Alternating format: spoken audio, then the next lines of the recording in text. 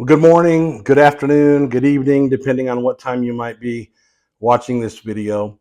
It's been a joy. This week, Holy Week, is a very special week to the Christian and to the church. And we decided to take a look at what was happening in the life of Christ every day of the week, leading up to the events on Friday and then ultimately Sunday. And we'll tell you more about those events later. But we want to look at each day. And yesterday, you heard from Pastor Sean talk about Fig Monday and how Jesus cursed the fig tree that was producing no fruit, and it withered and died. And he later used that illustration as he pointed to that tree to talk to his disciples about faith.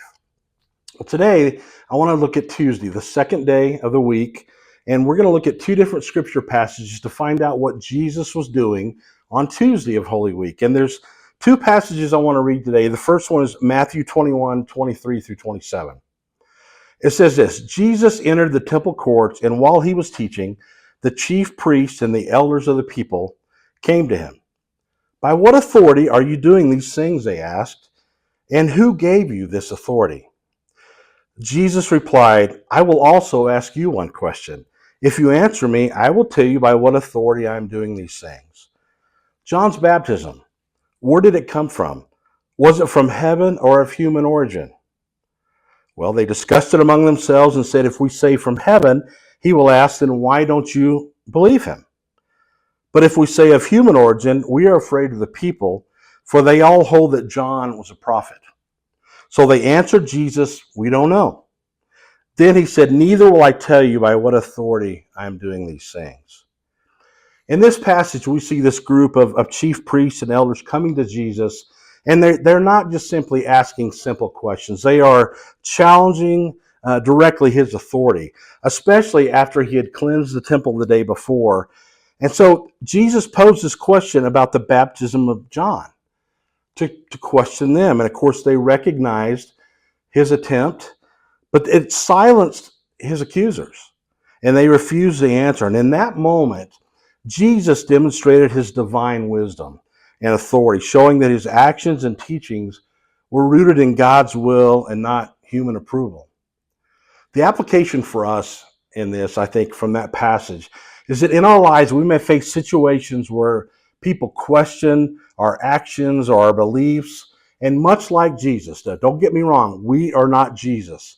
But much like Jesus, as Christ's followers, we can stand firm in our convictions and trust that our authority comes from God. Now, the second passage I want us to look at is Matthew 22:34 through 40. Hearing that Jesus had silenced the Sadducees, the Pharisees got together.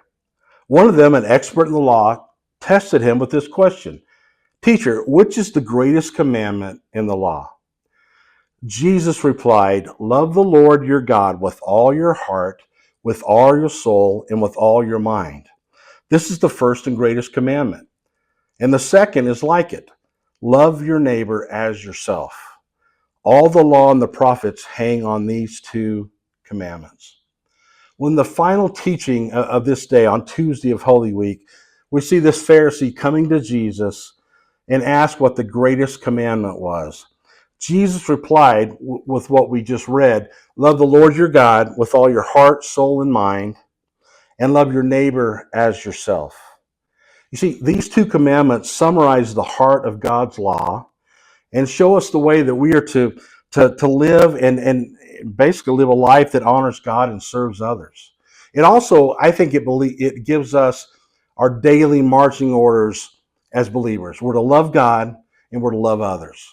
And that's what we're to be about. And yet, where the world is as divided and probably as full of hate as it's ever been. So we have a job to do. The application for that passage is just the personal devotion and commitment to God, loving God, and then to understand that every action, every decision, every word should flow from those two great commandments. Listen, this is an important week. Go back and read Scripture. Find the Holy Week in Matthew, Mark, and Luke primarily, some in John, but read the whole passage of Holy Week as we go through this day by day. But I hope you're enjoying this. Look forward to seeing you Friday night for the Good Friday service, and then on Sunday for a huge celebration. So love you guys. Enjoyed getting to be with you, and I hope you have a great week.